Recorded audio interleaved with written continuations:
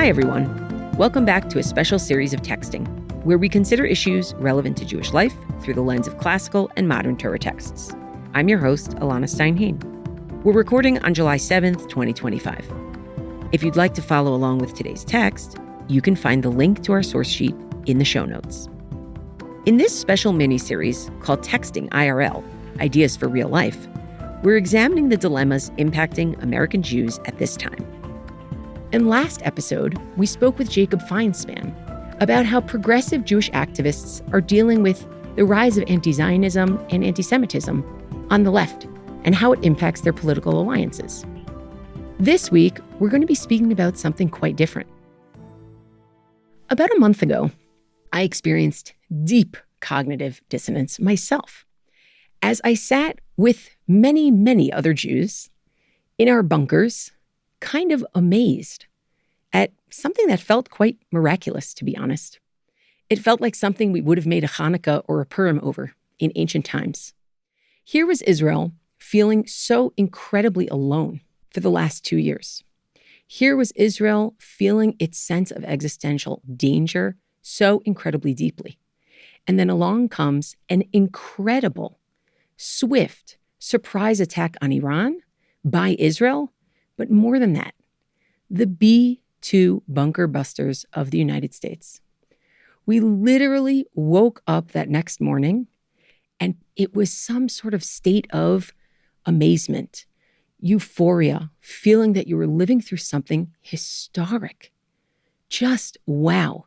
The Iranian existential threat is not something that people take with a grain of salt around here. It is real. And in that moment, regardless of what we find out afterwards as to whether this has pushed it off the nuclear program a few months or a few years, it felt like something out of a movie. Really, truly. And who was the emissary of that salvation? None other than President Donald J. Trump, a man who just the other day used the word Shylock and claimed he didn't know what it connoted. A person who many, many Jews feel quite uncomfortable with, not only because of his policies, but because of the way he conducts himself, and certainly because of his policies. So I wonder to myself, where does it leave me to be sitting in a country that feels like it is possible that this person saved us, saved in some ways the free world, did something that other presidents were never willing to do, and yet this is not a person who I want to endorse. So I can't think of anybody better to talk with me about this cognitive dissonance than Dr. Tamara Mann Tweel. Tamara, it is great to be with you. Elana, it is such a treat to be with you. It is really, I feel like so lucky to spend this time learning with you. Now, the reason why I have to have Tamara say something before I introduce her is because you can hear her smile through the audio. If people are listening just on audio, you can just hear the kindness in who you are, Tamara. And I will say that, yes, the reason why I invited you is because Tamara was previously the associate director of the Freedom and Citizenship Program at Columbia University. She founded Civic Spirit, an organization that inspires and empowers schools across faith traditions to enhance their civic knowledge, responsibility, and belonging in their student and faculty communities. She's a research fellow at the Kogod Research Center at Hartman and senior program director at the Teagle Foundation, specializing in civic initiatives. In other words, Tamara has spent her life working on civic engagement, not partisan engagement, civic engagement. And I think this cognitive dissonance that I feel is a question of what is my civic engagement in this moment, given that I have such strong partisan feelings. So thank you so much for being here, Tamara. Really, really, really. I want us to jump right into the text because as soon as we started speaking, we realized that there's kind of two levels to this. And so we have two texts for this. The first level is really the question of how you thank someone you disagree with profoundly. And I want us to look at a sicha, an exposition from 1981 that the Lubavitcher Rebbe gave orally to his community when President Jimmy Carter lost the election after his first and only term in office. Now, just to give people some background, growing up in an Orthodox family, Jimmy Carter was persona non grata. Jimmy Carter was a problem. So the idea that the Rebbe would take his sikha and actually talk about his gratitude to Carter when many Jews were actually just celebrating that Carter was no longer in office is absolutely fascinating. So, Tamara, do you want to take us through it? It would be my pleasure, Elana, to read this. The relationship between Jimmy Carter and the Lubavitcher Rebbe is just an incredible, incredible American civic story. I'm going to read the Rebbe's words from January 15th, 1981. But such is not the way of Torah. Notwithstanding any past mistakes, Torah bids us to be grateful, to acknowledge that good things which were done. In the eyes of Torah, to be an ingrate is a despicable thing, unworthy of any decent human being. And in the past administration, the outstanding achievement was the prevention of war. There were instances in the past 4 years which, but for the endeavors of the president, could easily have led to war. Not only did he thus save millions of Americans from the horrors of such a consequence, but in all probability, the rest of the world. And for this, he deserves our thanks and gratitude. Okay, so before we go on to the pivot that he's about to make, which is, I said thank you, but I want to make sure you all know what I disagree with about what Carter has done.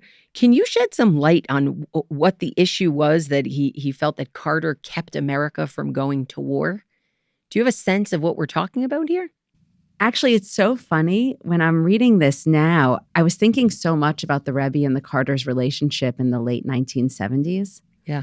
And it just is, it's really fascinating. I mean, Jimmy Carter was like the first president to light a public menorah. Abraham Shem Tov had worked with, I think, Stuart Eisenstadt, who was the domestic advisor for Carter, to make sure that there was a public menorah. Wow. There was like that religious story between them. And then there's this incredible story about the role of education in America, where Jimmy Carter and the Lubavitcher Rebbe are really trying to work together to, I think, reinvest America in the purpose of education. And it's interesting to me that he could have offered gratitude for that, but I actually think he's hitting on the most important pain point in Carter's whole regime, which is the Iranian hostages. Wow. Actually, even when Carter lights the menorah, he's thinking of the hostages, just could there still be any light? And it really, I think, affected him in such a profound way and have probably cut short, which could have potentially been 4 more years. And I think everyone had so easily maligned Carter for that. He was just described as weak. And for the Rebbe to see that he was trying to prevent war and possibly did, I think was a gift to Carter, that the Rebbe could see him in that way. Wow. Well, I think there are 2 things here that are worth pointing out. One is what you're saying, which is bucking the trend of how Carter was seen in this moment. Yeah. And a second is actually not focusing on what he did for the Jews or the Rebbe that was helpful, but focusing on what he did for America that was helpful is really interesting, because then he pivots. Maybe let's continue where he basically says, I want everybody to know what the big caveat is. Elana, this text is such a gift to me, and I know that we'll come back to it as we go through these other texts, but I think the model of how to offer gratitude but not subsume your critique is so majestic in this text. And I have been thinking about it as just like a personal model. And it's not even a compliment sandwich. I have to. Right. Or maybe it is. Right. Well, let's see. Let's see where it goes. Yes. Let's keep reading. Okay. And sorry, this is just such an elegant phrase. A short note of caution is in order here. Yes. I love it. Now we know we're hitting a transition. I love it. The above acknowledgement is in no way to be construed as a retraction from my previous stand concerning the Camp David Accords. I reiterate as strongly as possible that it was and remains a disaster and peril for Jews and the rest of the world. The president's part in the Accords was, no doubt, motivated by the hope that it would bring peace. And for this, he is to be commended. But the fact remains that all has been achieved is that one side has made numerous concessions, including giving up land and essential oil supplies, for no substantive return whatsoever. Such concessions merely prompt demands for further concessions, creating an even greater danger to peace. Well, I'll tell you something interesting. Clearly, he was against the accords with Egypt, right? That's what we're talking about here. He was against the accords with Sadat. I have to tell you that not an hour ago did an Israeli colleague tell me that he got back to Israel in the middle of the Iran war through Sharm el-Sheikh. And he said, thank God we had peace with the Egyptians. That was the only thing that allowed me to get back. And in fact, they gave me a guard. When I was trying to drive from Sharm to Taba, they put a guard, an Egyptian guard, in my cab because they were worried about me going alone. So it's just fascinating to see this in the backdrop of that. But certainly, he does not subsume his critique. So I'm actually going to cut us off there, and people who want to see the full letter can definitely look in the show notes, and I urge you to do so. But I'm wondering, what do you make of the Rebbe's approach in this moment? What do you make of the Rebbe's approach here and how you think about it today? I had a very personally profound experience watching the leadership of Rachel Goldberg Pollen over the last I don't know anyone who hasn't. years. And I have to say, I was really shaken to the core at the funeral of Hirsch. Mm-hmm. And it was because of how she opened. And she opened in a way that I think taught me something about Hakarat HaTov that I really think the Rebbe is doing in this letter. And I'll just read her words. I have to say, and when I saw this, and I'm sure everyone who's listening to this podcast, when they saw it, I was really surprised. It surprised me to hear these words.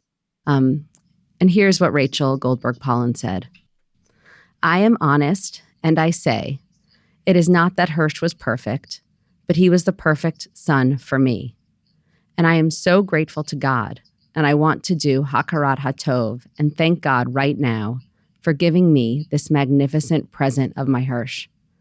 For 23 years, I was privileged to have this most stunning treasure, to be Hirsch's mama. I'll take it and say thank you. I just wish it had been for longer. And when she said this, I was like, this was one of the best moments of religious modeling I'd witnessed in my lifetime, because it could have been an experience of only pain and agony.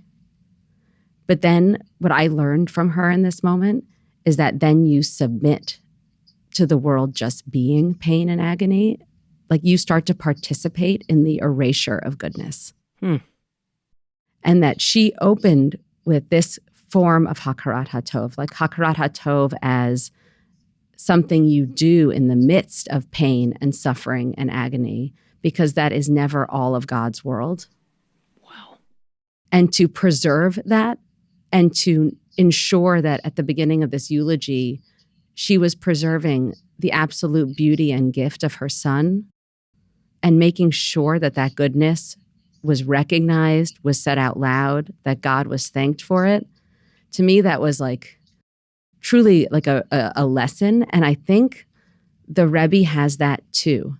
He had a complicated relationship with Carter. He's obviously extremely concerned about what's happening with Camp David. Yeah. But if that was all he said, or if he said nothing, he would be allowing a single disagreement to erase the entire man or the entire public servant. Wow. And so he leaves room to not erase goodness, to name it. Okay, so let's think. It sounds like for you, there's a disposition. There's a religious disposition that is able to have both gratitude and critique at the same time. And it also sounds like it's a way of defending the possibility of continuing to move forward. What you're saying is you can fall into the abyss otherwise. And we don't want you falling into the abyss. It's not only that I think you're falling into a psychological dark hole or the abyss, as you said. I actually think what it does is participate in the deleting of God's world, because you stop being able to actually articulate moments of goodness. I see. So it's not just a psychological abyss, it's a form of blindness. Wow. Okay, so here's my pushback. Okay. I want to know, is that applicable here? The reason why I'm asking is because we're talking about Jimmy Carter and the Lubavitcher Rebbe. We're talking about I do think that Rachel Goldberg Poland's decision to say that thank you, that's also her talking to God, right? Yeah. What I'm looking at right now is that I think part of this gratitude problem, it's not just that it's hard to hold gratitude and critique together. It's that the gratitude is dangerous because I don't want to endorse this man. It is such a flawed situation. He is so unqualified for where he is in the world. I don't want to endorse him, and I don't want to fall into that. So what do we do with that? Because that to me is like, it's on steroids, this problem. I was thinking last night about this, and I was reminded of being a student and taking a class on Thucydides and Pericles' funeral oration. It all goes back to Thucydides. Well, I'll tell you why I did, because first of all, it's an incredible document, Pericles' funeral oration. It's an incredible civic document about why we sacrifice and what sacrifice is for. But there's a line in it that always haunted me, and I was anticipating or feeling the energy of your pushback. And the line is this. This is Athenians. It's Pericles describing the greatness of Athens. In generosity, we are equally singular, acquiring our friends by conferring, not by receiving favors. And I used to think that was so beautiful. Oh my gosh, the Athenians, they're so amazing. They just give gifts. And then I realized, no, that's a big power move. Like that's a huge power move. If you're the one giving the gift, you have all the power. When you are the one receiving the gift, you are so easily manipulated. Mm-hmm. You are so easily in this position of fealty, of need, of they just. And I think what you're concerned about with gratitude in that way is that you will absolutely lose your capacity for your own personal discernment. Like your gratitude will start to overtake you and you will just become totally beholden. Yep. Like that I think you got is it. You got it.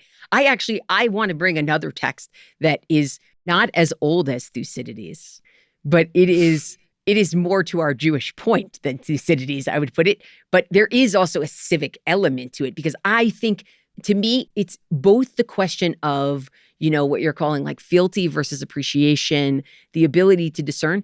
And also, at some point, I want us to get to the tachlis question of how am I supposed to woo somebody to give me what I need and also resist them and their policies at the same time? Right? Meaning there's also that layer, right? I just want to point out to our listeners, we have 3 layers here actually that we're building. The first is, can you hold gratitude alongside critique? Or are you, as Tamara says, going to erase the good by being incapable of gratitude? The second is, are you going to lose your sense of discernment because you fall so far into gratitude that you are just groveling? That's where you are. And the third is, how do you actually do this on a practical level? Am I supposed to send a thank you email? Am I supposed to have kids in my school? I mean, I don't run a school, but kids in my school send a thank you, President Trump, letters the way that many people did when he moved the embassy, the way that many people did during the Abraham Accords, right? Like that's another piece, but maybe let's jump into the text. Or you have something you want to say first? But promise me after the text, I want to pause on this woo question. Oh, we're getting to the wooing. We're getting to the wooing. Okay, let's do that. Let's do this text. So let's take a look. We are looking at the Gemara, the Talmud in Avodah Zarah. Pages, it really spans for pages. It's 10a, 10b, a little bit of 11a, and we're going to basically summarize it for you. Again, it's in the notes. It's about Rabbi Judah the Prince, who is our rabbinic patriarch, known as the editor of the Mishnah. This is a person he was a man of means. He represents the Jewish people, right? He represents the Jewish people at that time. And then we have Antoninus, who people think was Emperor Caracalla, same time around as Rabbi Judah the Prince. Not the worst emperor, not the best emperor in terms of, violence and things like that. But the Talmud describes how well they got along. And to be honest, it starts with this great conversation about, well, Rebbe, I want to be able to have my son lead after me. but I also want to be able to make the Jewish colony in Tiberias tax-free. And if I ask my Senate, they'll only let me do one. So what should I do? So Rebbe gives him really clever advice, which is essentially ask the Senate to make your son dynastic follower to you as the emperor and tell him to give a tax break to Tiberius. So it sounds like he's starting off as, I'm in it for the Jewish people. But as you go on, it starts getting like they're just a little too close. They're a little too close. It's not just that they're a little too close. There's a secret cave between, I'm serious. There's a secret cave between Antoninus' house and Rebbe's house, but nobody's allowed to be in the cave when Antoninus comes. In fact, what Antoninus does is he puts a guard at one mouth of the cave and a guard at the other mouth of the cave and kills those guards at the end of every day so that nobody knows that he came to visit Rebbe, right? Something got a little mixed up here and they get a little too close. And I want to read a couple of lines that I think implicate Rebbe here in a way that actually in other interactions between them, he's not implicated. So it goes like this. It describes Amar le, Antoninus asks Rebbe, Atena la'alma da'ate, am I going to go to the world to come? Amar le, so what does Rebbe say to him? Now I want you to think about this. This is a man who's murdering 2 guards every day just to see Rebbe. So he's a murderer, right? I can't imagine what else he's doing above ground. So Rebbe turns to him and says, yes, you are going to the world to come. Amar le, so he says back, B'haktiv lo yes sarid leveit Esav. Isn't there a verse in your Bible that says that there won't be any remnant to the house of Esau? And I'm Rome, and we're the house of Esau in your literature. So the response is, Ba'oseh ma'aseh Esav, only if you behave like Esav. Now, this is a very interesting moment because is this Rebbe's way, as my colleague Josh Levison said to me, is this Rebbe's way of subtly saying to Antoninus, hey, I'd love for you to act a little bit better and not act like Esav? Or is this Rebbe not doing what he's supposed to do, which is say, well, if you stop murdering people, then maybe you can get to the world to come. You got to stop what you got to stop. And furthermore, on Avodah Zarah 11a, we literally see the verse where Rebecca is told, Vayomer Hashem la, God says to her, Shnei goyim b'vitnech, you have 2 nations in your womb. This is a reference to Jacob and Esau, right? And now they're going to make it into a reference to Rebbe and Antoninus, like they're twins, like they're besties, right? Amar Rav Yehuda Amar Rav. Rav Yehuda says in the name of Rav, Al tikre goyim. It's not there are 2 nations in your womb. Ela geim. There are 2 proud ones in your womb. Who are the 2 proud ones? Ze Antoninus veRebbe. Antoninus and Rebbe, 2 proud ones. Why? Shelo pasku me'al shulchanam lo chazeret velo kishot velo tznon. Because they always had the best vegetables and herbs on their table. Meaning, I want you to imagine what started off with, how can we get Tiberius to be tax-free for Jews, ends with Rebbe and Antoninus sitting at their lavish table, being a little too close, with Rebbe promising the world to come to Antoninus. And I look at this and I say, if it can happen to Rebbe, it can happen to anybody, right? So I'm a little worried about, it's not just discernment, it's I'll let you go back to your wooing, right? There's also a wooing there that needs to happen in order to get someone on your side. Can we slow this down a little bit? We must. What do you think happens to Rebbe? Like if you were telling the story, not of the facts of the Gemara, but like the emotional facts, like what story do you tell yourself about how this happens to a leader? I'm getting the emperor to see the truth. I'm getting him to see that you want to go to the world to come. I'm working with him incrementally. I have his ear. I have to be here in order to have his ear. These are all things that I think, I totally understand. I think what you're describing is so interesting to me. I was really sticking on this word wooing when you said it. Yeah. Because I was thinking about what a different word it is from gratitude. Yes. It's such an instrumentalist word, right? You're making yourself so attractive. You're making the relationship so attractive for this very instrumental end. you woo to be loved, or in this case, you woo in the beginning to help your people. But it has such an extreme instrumentalist end that when it happens, you become totally enamored or overly dependent on your own power. Like, I got this thing done because I wooed. To get the next thing done, I must continue to woo. And I think the instrumentalism of that emotive response can give a very, very dangerous, and I love this with the radish and the cucumber, and like it can give you a dangerous inflation of your own power. And I actually think this is a slightly adjacent emotional story than the one the Rebbe's doing with Carter. Oh, I think you are right, especially because, now you can correct me if I'm wrong, but Carter being out of office is actually the perfect time to kick him. He's down. Meaning, if there's no need to woo and it's not actually about gratitude, I don't need this anymore, right? We're done. We're done.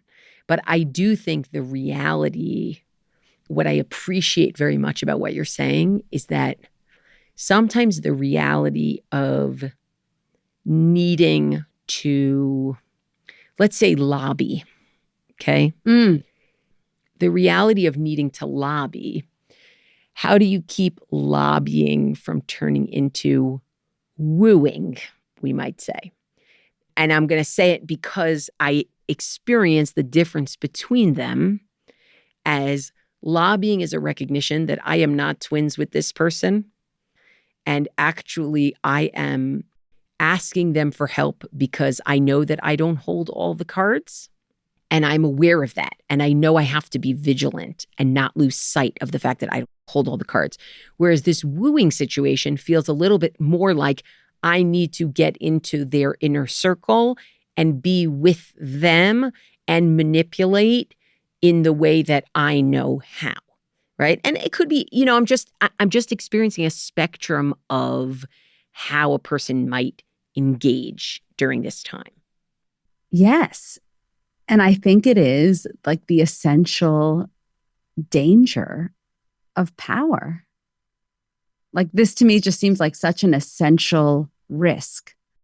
And this is a risk in any democracy. You're supposed to advocate. You're supposed to build relationships. You should use the power you have in a self-governing society. Like, you should run for office. You should meet people who run for office. You should write letters. You should do all the things. He's doing what he should be doing. You know what I mean? This is probably his job. But the moment of discernment is, what protections do we have internally? And what protections do we have communally when you've crossed the line? Right. The tunnel for me, that moment of the tunnel in the text, is you have crossed the line. First of all, it's secret. It's so secret that now you're engaged, and that they're murdering the guard after every day. Like, correct. You've now, in and of itself, there is something sort of corrupt, and it's hard to believe necessary. Tamara, it's worse. Rebbe's told that he's not allowed to have anybody there. And one day he has Rabbi Hanina Bar Chama there. And basically the emperor gives him a test to see if he's going to be able to live. And ultimately he squeaks through by the skin of his teeth. I mean, he really does, by miracle. And then Antoninus is like, I told you, I don't want anybody here when I come here. I don't want to see that again. Right? So he was helping fellow Jews, and then suddenly he's endangering. He's not. Jew. Right. Meaning I think, look, I basically would say to you, if you were to give me like tachlis, right? You're a Jew who actually experiences the help that the United States and specifically President Trump gave to Israel with Iran as something not short of historic, really. And you continue to resist his domestic policy, his domestic agenda, let's say. What do? I sit in my house and I say, oh, I so appreciate that he did that. Let's just talk about it for a minute. Let's just talk about it, right? Civic, this is, to me, it's actually trying to move beyond just partisanship to civic engagement. Like, really. And correct me if you think I'm using those terms incorrectly. No, you're using them fine because those terms now mean everything and nothing. Oh, okay, perfect. So you can use them how because they're meaningless. Yeah, wield them how you'd like, but I'd like to use terms that are more precise and concrete for people. I want to hear it. So I want to talk with you a little bit about what stops us from seeing clearly. And I think we have a situation right now in our country where it is very easy to either totally malign or to totally adore. And both, I think you've sacrificed your capacity to see clearly. Because I think the religious discipline that we're discussing is that it is not the case that even people who do lots of bad things can never do a good thing, nor is it the case that people who do mostly good things can never do a bad thing. And it's not the case that once they do that other thing, it erases everything else. Right. Or that it fundamentally changes their path in the future. No. Like, we can't judge in that way. We can't judge so swiftly and clearly because life doesn't allow for that. And I wonder if what we need to do is actually create like a very different practice. I mean, I've been thinking about this, right? Like the essential religious discipline is one of discernment. Yeah. Like, how do you distinguish night from day? I really mean that. It is an incredibly difficult thing to do, but it is not something that you do by making flippant remarks. It's something you do by actually exercising very serious discernment. And I think in this case, if you have discerned that something good has happened, you need to say that. Yeah. Otherwise, you are allowing all the bad to erase the good. And I think like you have to say it. I am grateful for this. I'm grateful for it. But then I like the double paragraph of the Lubavitcher Rebbe. What's that wonderful line he has that when he makes the transition? Oh, yes. What's the word? Oh, a short note of caution is in order here. A short note of caution. I love that. Why can't we make an actual practice of offering gratitude when we really see goodness and then following that up with a short note of caution here? I am incredibly upset and feel like it is morally wrong, and then give the list of those things. Yeah. So and I don't find that dangerous. I find that an incredible civic exercise. So I think this is an incredible place to stop, because I think what you've given us is you've given us the differences between lobbying and wooing. You've given us the difference between fealty and gratitude. You've given us a religious posture. What I will say is this is actually, where we land now is on the note of caution is actually the perfect segue to our next episode, because in our next episode, we're going to be looking at people who are very much aligning themselves with more conservative values and with a more Republican bent and engagement, and how they deal with the notes of caution that have to come with those right now. Because even if they signed up for, we want to deal with immigration, they didn't want it to look like this. Or even if they signed up for, we want to deal with anti-Semitism, they didn't necessarily want that to cut funding for medical research, right? So I think this note of caution is deserving of a whole conversation in and of itself, Can I say something too? Because, you brought me on here as a civic educator. Yes. And I just want to say that it is an incredible gift of living in a democracy that you are allowed to offer gratitude and not fealty, and offer true critique without complete malignment. When we exercise that capacity to discern history and discern our understanding of what's happening with our public servants and people in power, it is just an extraordinary gift of living in this country. And I feel like we should, first of all, not squander it, but I also feel like we should exercise it a lot, like a lot. I think, you're talking about letters. I think we should write as many letters of gratitude as we do of critique, and we should reference them both. Like last month, I sent you this wonderful letter thanking you, and this month, I really want to talk to you about this thing that's bothering me. Like, I just feel like that constant exercise is one of the gifts of being an American. Wow. That's a great way to end. Tamara, thank you so much for giving us a more capacious view. Thank you, too. Lots of love, friend. Be well.